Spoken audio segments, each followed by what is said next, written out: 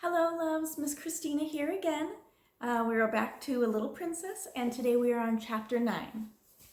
Let's get started. Chapter 9, Melchisedec. The third person in the trio was Lottie. She was a small thing and did not know what adversity meant, and was much bewildered by the alteration she saw in her young adopted mother. She had heard it rumored that strange things had happened to Sarah, but could not understand why she looked different, why she wore an old black frock and came into the schoolroom only to teach instead of to sit in her place of honor and learn lessons herself. There had been much whispering amongst the little ones when it had been discovered that Sarah no longer lived in the rooms in which Emily had so long sat in state. Lottie's chief difficulty was that Sarah said so little when one asked her questions. At 7, mysteries must be made very clear if one is to understand them. "Are you very poor now, Sarah?" she had asked confidentially the first morning when her friend took charge of the small French class. "Are you as poor as beggar?" She thrust a fat hand into the slim one and opened round, tearful eyes. "I don't want you to be as poor as a beggar." She looked as if she was going to cry, and Sarah hurriedly consoled her. "Beggars have nowhere to live," she said courageously. "I have a place to live." "Where do you live?" persisted Lottie. "The new girl sleeps in your room, and it isn't pretty anymore." "I live in another room," said Sarah. "Is it a nice one?" inquired Lottie. "I want to go and see it." "You must not talk," said Sarah. "Miss Minchin is looking at us. She'll be angry at me for letting you whisper." She had found out already that she was to be held accountable for everything which was objected to. If the children were not attentive, if they talked, if they were restless, it was she who would be reproved. But Lottie was a determined little person, and if Sarah would not tell her where she lived, she would find out in some other way. She talked to her small companions and hung about the elder girls, and listened when they gossiped, and acted upon certain information they had unconsciously let drop. She started late one afternoon on a voyage of discovery, climbing stairs she had never known the existence of until she reached the attic door. There she found 2 doors near each other, and opening one, she saw her beloved Sarah standing upon an old table and looking out of a window. "Sarah!" she cried aghast. "Mama Sarah!" She was aghast, because the attic was so bare and ugly and seemed so far away from all the world. Her short legs had seemed to have been mounting hundreds of stairs. Sarah turned round at the sound of her voice. It was her turn to be aghast. What would happen now? If Lottie began to cry, and one chanced to hear, they were both lost. She jumped down from her table and ran to the child. "Don't cry and make a noise," she implored. "I shall be scolded if you do, and I've been scolded all day. It's not such a bad room, Lottie." "Isn't it?" gasped Lottie. She looked round as she bit her lip. She was a spoiled child yet, but she was fond enough of her adopted parent to make an effort to control herself for her sake. Then, somehow, it was quite possible that any place which Sarah lived might turn out to be nice. "Why isn't it, Sarah?" she almost whispered. Sarah hugged her close and tried to laugh. There was a sort of comfort in the warmth of the plump, childish body. She had had a hard day and had been staring out the windows with hot eyes. "You can see all sorts of things you can't downstairs," she said. "What sort of things?" demanded Lottie with that curiosity Sarah could awaken even in bigger girls. "Chimneys, quite close to us, with smoke curling up in wreaths and clouds going up into the sky, and sparrows hopping about and talking to each other just as if they were people, and other attic windows where heads might pop out at any minute, and you could wonder who they belonged to, and it all feels up high as if it were another world." "Oh, let me see," cried Lottie. "Lift me up." Sarah lifted her up, and they stood on the old table together, leaning on the edge of the flat window in the roof, and looked out. Anyone who has not done this does not know what a different world they saw. The slates spread out on either side of them and slanted down to the rain gutter pipes. The sparrows, being at home there, twittered and hopped about quite without fear. Two of them perched on the chimney top nearest and quarreled with each other fiercely, until one pecked the other and drove him away. The garret window next to theirs was shut, because the house next door was empty. "I wish someone lived there," said Sarah. "It's so close that if there was a little girl in the attic, we could talk to each other through the windows and climb over to see each other, if we're not afraid of falling." The sky seemed so much nearer than when one saw it from the street that Lottie was enchanted. From the attic window, amongst the chimney pots, the things which were happening in the world below seemed almost unreal.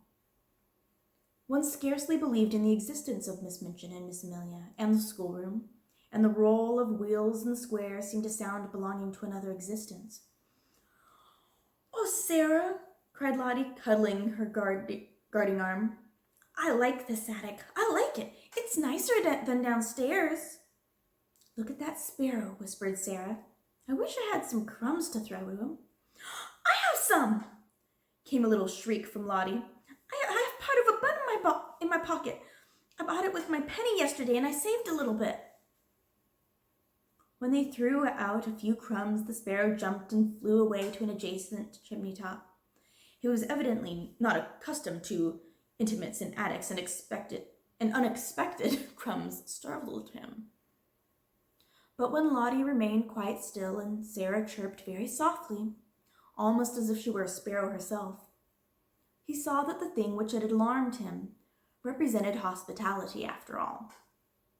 He put his head on one side, and from his perch on the chimney looked down at the crumbs with twinkling eyes. Lottie could scarcely keep still. "Will he come? Will he come?" she whispered. "His eyes look as if he could." Sarah whispered back, "He's thinking and thinking whether he dare. Yes, he will. Yes, he's coming." He flew down and hopped towards the crumbs, but stopped a few inches away from them, putting his head on one side again as if reflecting on the chances that Sarah and Lottie might turn out to be big cats and jump on him. At last his heart told him that they were really nicer than they looked, and he hopped nearer and nearer, darting at the biggest crumb with a lightning peck, seizing it and carrying it away to the other side of the chimney. "Now he knows," said Sarah, "and he will come back for the others." He did come back, and even brought a friend, and then the friend went away and brought a relative, and amongst them they made a hearty meal over which they twittered and chattered and exclaimed, stopping every now and then to put their heads on one side and examine Lottie and Sarah. Lottie was so delighted that she quite forgot her first shocked impression of the attic. In fact, when she was lifted down from the table and returned to earthly things, as it were.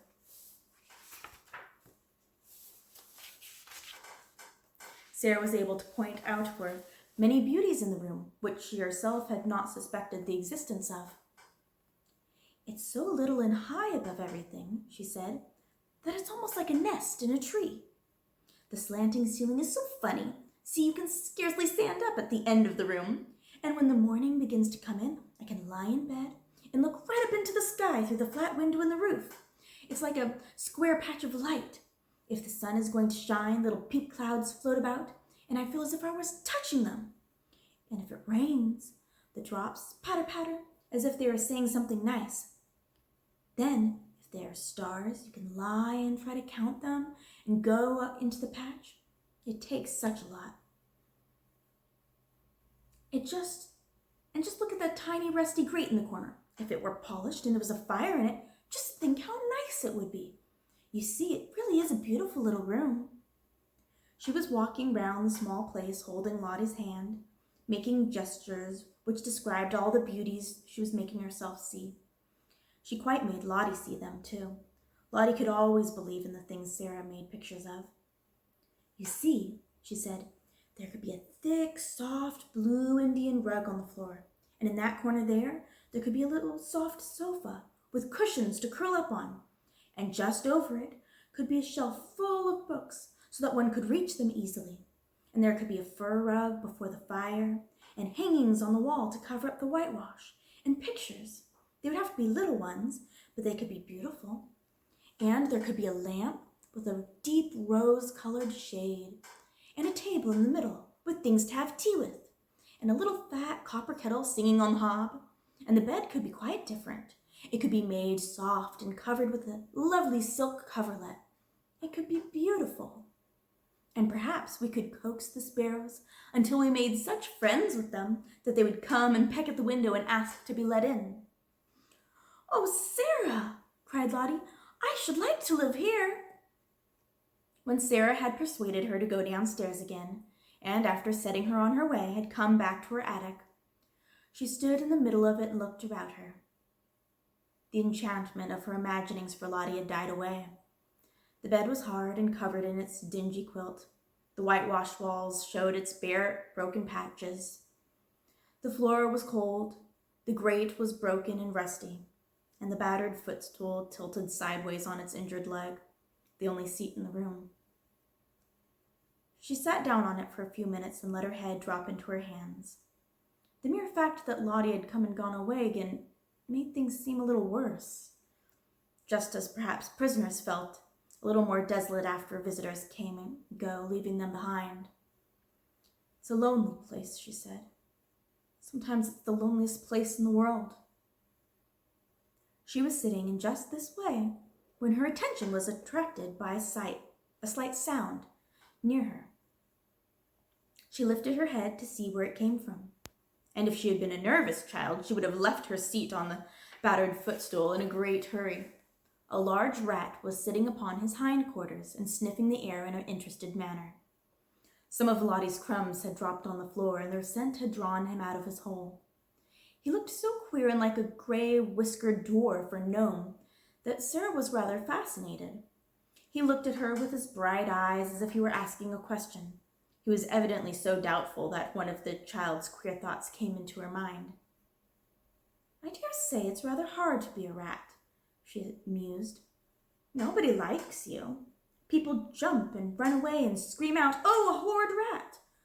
I shouldn't like people to scream and jump and say, 'Oh, a horrid Sarah!' The moment they saw me and set traps for me and pretend they were dinner. It's so different to be a sparrow. But nobody asked this rat if he wanted to be a rat when he was made. Nobody said, 'Wouldn't you rather be a sparrow?'" She had sat so quietly that the rat began to take his courage. He was very much afraid of her, but perhaps he had a heart like the sparrow, and it told him that she was not a thing which pounced. He was very hungry. He had a wife and a large family in the wall, and they had had frighteningly bad luck for several days. He had left the children crying bitterly, and felt he could risk a good deal for a few crumbs. So he cautiously dropped upon his feet. "Come on," said Sarah. "I'm not a trap. You can have them, poor thing. Prisoners in the Bastille used to make friends with rats. I suppose I could make friends with you."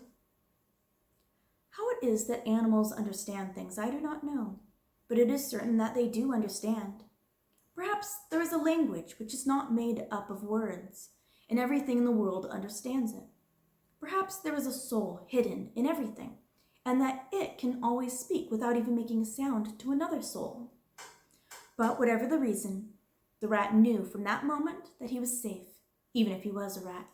He knew that this young human, sitting on the red footstool, would not jump and terrify him with wild, sharp noises, or throw heavy objects at him, which, if they did not fall and crush him, would send him limping back to his scurrying hole. He was really a very nice rat, and did not mean the least harm.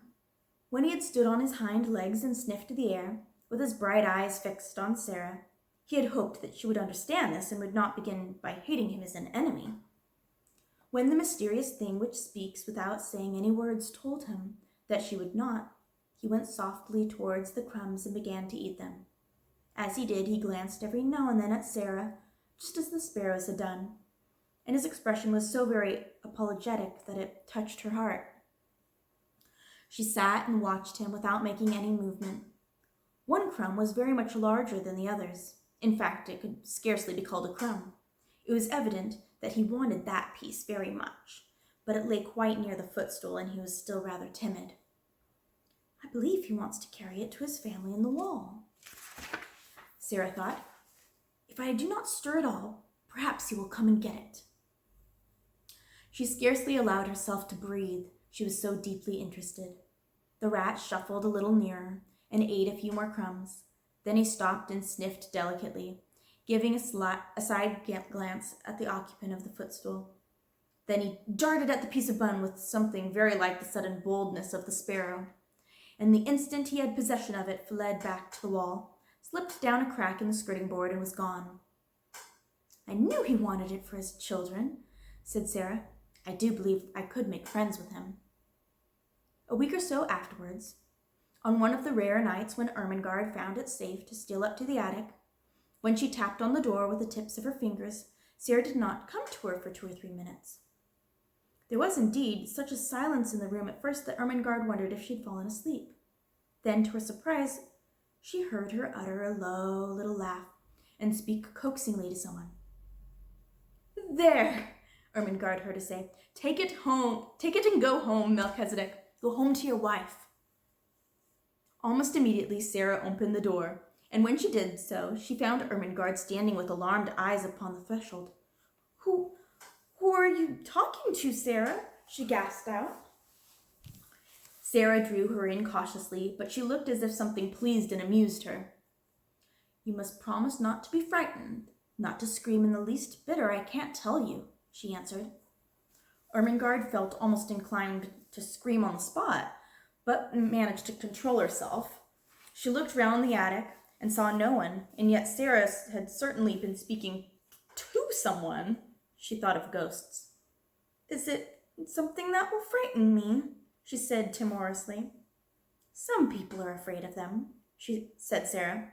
"I was at first, but I'm not now." "Was it a ghost?" quaked Ermengarde. "No," said Sarah, laughing. "It was my rat." Ermengarde made one bound and landed in the middle of the dingy bed. She tucked her feet under her nightgown and in the red shawl. She did not scream, but gasped with fright. Oh, she cried under her breath. "A rat! A rat!" "I was afraid you'd be frightened," said Sarah, "but you needn't be. I'm making him tame. He actually knows me and comes out when I call him." "Are you too frightened to see him?" The truth was, as the days had gone on, and with the aid of scraps brought up from the kitchen, her curious friendship had developed, and she had gradually forgotten what a timid creature she was becoming familiar with was merely a rat. At first, Ermengarde was too much alarmed to do anything but huddle in a heap on the bed and tuck her feet up. But the sight of Sarah's composed little countenance and the story of Melchisedec's first appearance began at last to rouse her curiosity, and she leaned forward over the edge of the bed and watched Sarah go and kneel by the hole in the skirting board. He won't run out quickly and jump on the bed, will he?" she said. "No," said Sarah. "He's as polite as we are. He's just like a person. Now watch." She began to make a low whistling sound, so low and coaxing that it could only have been heard in entire stillness. She did it several times, looking entirely absorbed in it. Ermengarde thought she looked as if she were working a spell. And at last, evidently in response, a gray-whiskered, bright-eyed head popped out of the hole. Sarah had some crumbs in her hand, and she dropped them. Melchisedec came forward quietly and ate them. A piece of larger size than the rest he took and carried in the most businesslike manner back to his home. "You see," said Sarah, "that is for his wife and children. He's very nice. He eats only the little bits, and after he goes back I can always hear his family squeaking for joy. There are 3 kinds of squeaks. One kind is the children's, one is Mrs. Melchisedec's, and one is Melchisedec's own." Ermengarde began to laugh. "Oh, Sarah," she said, "you are queer, but you're nice." "I know I'm queer," admitted Sarah cheerfully, and I try to be nice." She rubbed her forehead with her little brown paw, and a puzzled, tender look came into her face. "Papa always laughed at me," she said, "but I liked it. He thought I was queer, but he liked me to make up things. I can't help making up things. If I didn't, I don't believe I could live." She paused and glanced round the attic. "I'm sure I couldn't live here," she added in a low voice. Ermengarde was interested, as she always was. "When you talk about things," she said, "they seem as if they were real. You talk about Melchisedec as if he was a person." "He is is a person," said Sarah. "He gets hungry and frightened just as we do. And he's married and has children. How do we know he doesn't think things just as we do? His eyes look as if he were a person. That is why I gave him a name." She sat down on the floor in her favorite attitude, holding her knees.